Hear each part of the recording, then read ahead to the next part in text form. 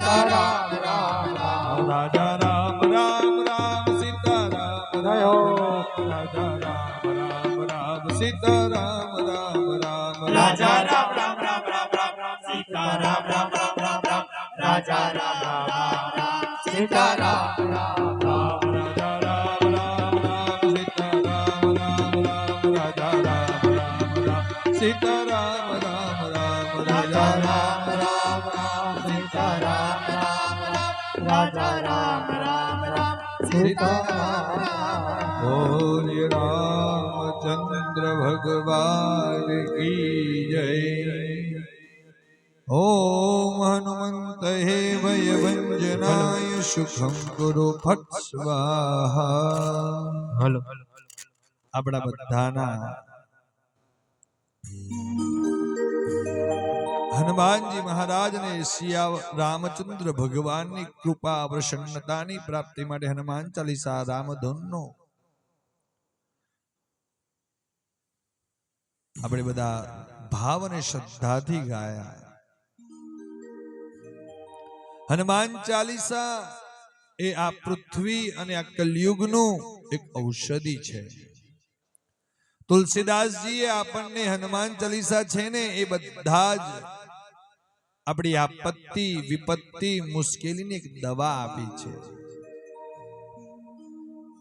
પ્રથમ શ્રી ગુરુ ચરણ સરોજ રજ નિજ મન મુકુર સુધારી એ લાઈન થી આપણે પ્રારંભ કરીએ। પવન તનય સંકટ હરણ મંગલ મૂર્તિ રૂપ રામ લખન સીતા સહિત હૃદય વશો સુર। આ 40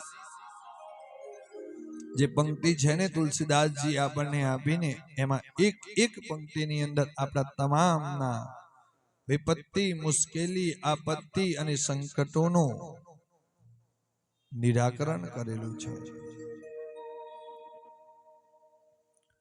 જો કદાચ તમને કોઈ પણ અસાધ્ય રોગોથી પીડાતા હોય તો એ રોગમાંથી મુક્તિ મેળવવી હોય તો જ્યાં તમને શરીરની અંદર તકલીફ થઈ હોય, કોઈને ઢીચણની તકલીફ હોય, કોઈને પીઠની તકલીફ હોય, કોઈ પણ જાતની તકલીફ થઈ હોય, ખાલી નાસે રોગ હરે સબ પીડા જપત નિરંતર હનુમંત વીરા।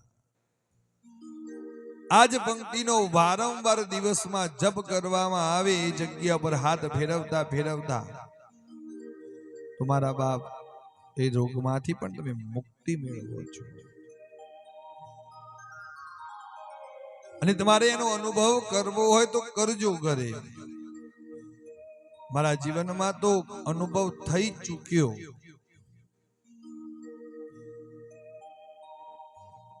મને જ્યારે એક્સિડન્ટ થયો ને ત્યારે ડોક્ટરે ઘણું બધું કીધું હતું। સર્જરી કરાવવાનું કહ્યું, MRI કરાવવાનું કહ્યું, બધું જ કહ્યું, પણ મેં આ ઉપાધિ, આ વિપત્તિ, આ સંકટ મેં હનુમાનજી મહારાજના ચરણોમાં અર્પણ કરી।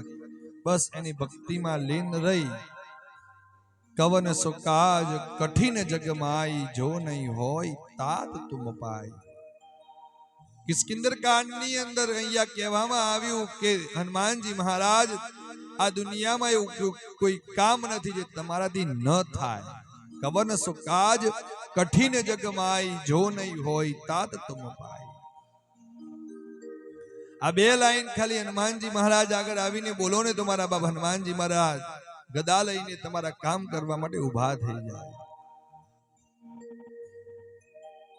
આ બે લાઈન અને નાસે રોગ હરે સબ પીડા જપત નિરંતર હનુમંત વીરા આ જપ મેં ચાલુ રાખ્યો ને જ્યાં મને તકલીફ થઈ હતી ત્યાં સ્પર્શ કરી હાથ ફેરવવાનો પ્રારંભ કર્યો અને તમે જોઈ શકો તો આજે હું અહીંયા આ જગ્યા પર બિરાજમાન છું। અમારા જીવનનો જ મેં તમને અહીંયા એક તાજુદ દાખલો મેં તમને આપ્યો। કેમ કે જ્યારે મને અનુભવ થાય ને ત્યારે જ હું તમને કહી શકું। કોઈ પણ સંકટોના વાદળોમાં ઘેરાયેલા હોય ખાલી એમ કહી દો સંકટ કટે મિટે સબ પીડા જો સુમરે હનુમંત બલવીરા। સંકટોમાંથી તમે બહાર નીકળી જાઓ, તમને ખબર પણ ન પડે। કેમ કે હનુમાનજી મહારાજ ચિરંજીવી અમર તત્વ પ્રાપ્ત કરેલો કલયુગમાં નહીં ચારો યુગ પ્રતાપ તુમારા હે પ્રસિદ્ધ જગત ઉજિયારા। ચારો યુગમાં મારા બાપ તારું સ્થાન છે। પણ વારંવાર નાનામાં નાની બાબતે હનુમાનજી મહારાજને હેરાન પરેશાન ન કરાય. એટલે જ તુલસીદાસે કીધું કયું કામ? દુર્ગમ કામ, જે તમારા શક્તિમાં નથી, તમારાથી કોઈ કામ એ થાય એવું નથી, તમારા એ સંકટો તમારાથી એ દૂર થાય એવા નથી, ત્યારે હનુમાનજી મહારાજને યાદ કરવાના. એટલે જ કીધું દુર્ગમ કાજ જગત કે જેતે સુગ્રમ અનુગ્રહ તુમરે તે. દુર્ગમ કામ, જે આપણાથી સંભવ ન હોય એ કામ હનુમાનજી મહારાજને તમે સોંપો ને તો ચોક્કસ પ્રારંભ થાય. પણ હનુમાનજી મહારાજને પ્રસન્ન કરવા હોય ને તો રોજ ખાલી 2 લાઈન જ કહેવાની, સિયારામ. કેમ કે મારા હનુમાનજી મહારાજ રામના નામથી